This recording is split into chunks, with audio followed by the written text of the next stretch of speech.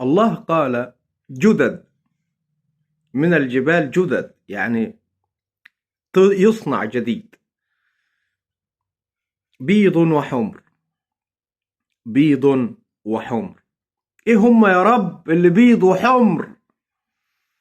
الله يعطي توجيهات مباشرة، ما فيش شيء اسمه بحث زي ما انا كنت فاكر الاول. انا استغفرت من الكلام ده، انا استغفرت من الاعتقاد ده. انت تفهم معنى الكلمة، تفهم معنى الكلمة من كلمة اخرى في القرآن. يعني ايه بيض؟ انت ما فهمتش من غرابيب سود. هتجيب معنى بيض، مش معنى بيض كمان، هتجيب ليها مثل في القصص. مثل في القصص بيض، الله يشير إلى طير أبيض. فهمت إزاي؟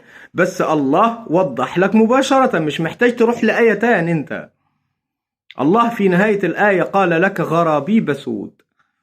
غرابيب سود يعني الحمر والبيض نوع من أنواع الطير. خلاص احنا البازلت الأسود غرابيب سود، تمام.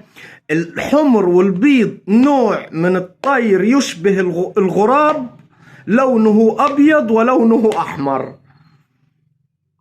والمواصفات موجودة أمام الإنسان. الحمام والنوع الحمام الأحمر الآخر الصغير. بالله بالله، أيوجد أوضح من هذا؟ تقول لي حديث؟ حديث إيه؟ ده معجزة القرآن الكريم يا مسلم يا مؤمن، معجزة، معجزة.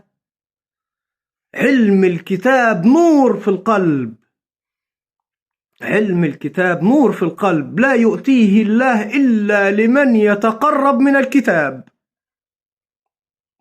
لا إله إلا الله، لا إله إلا الله. انت فاهم انا بتكلم عن ايه؟ يعني انا ممكن اعمل مصنع رخام دلوقتي، انا ممكن اعمل مصنع كلسي حجر جيري، انا ممكن اعمل مصنع بازلت اسود. هو ده علم الكتاب، هو ده علم الكتاب. جل جلال الله تبارك وتعالى، جل جلال الله.